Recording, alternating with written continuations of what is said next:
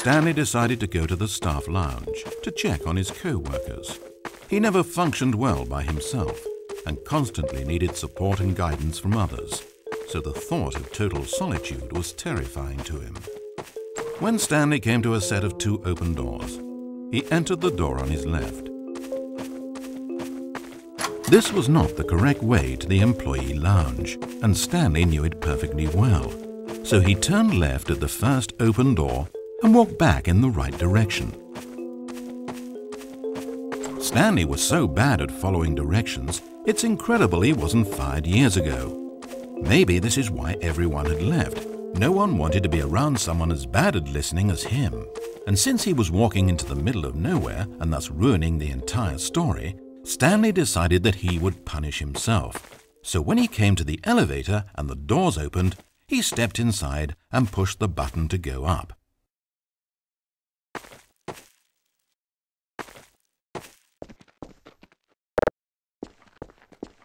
Oh, Stanley.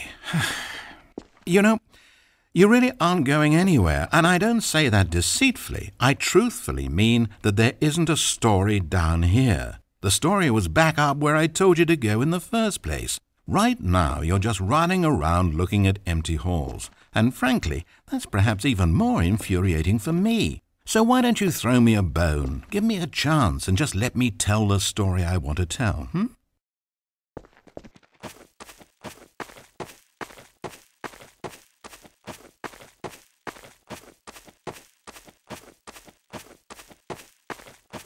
Now listen carefully. This is important. Stanley walked through the red door.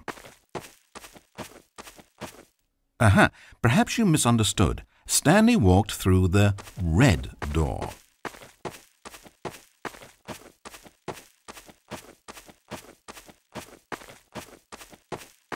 I still don't think we're communicating properly. Stanley walked through the red door.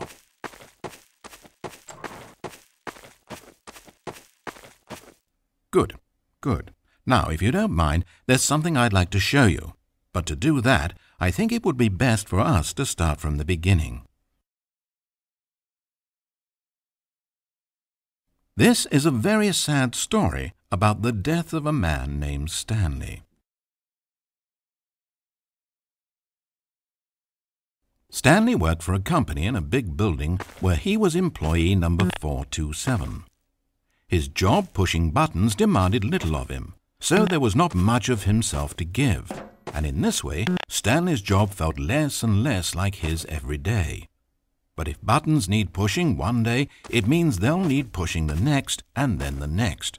So, without question or judgment, Stanley continued to do what the screen told him. One keystroke flowed into another keystroke, flowed into his ride home, flowed into dinner, flowed into waking up, flowed into going to work, and here he was again. Stanley was typing out a complete sentence that said absolutely nothing at all.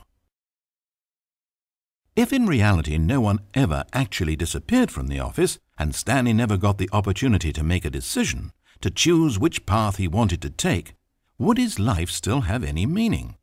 Perhaps when we long for something deeply enough, these hopes and fantasies become so strong in our minds that we truly believe that we're there, controlling that person and living that adventure. To manipulate your own thoughts and emotions might mean freedom from a self-imposed prison, but these delusions can be fatal to those who can't tell the difference.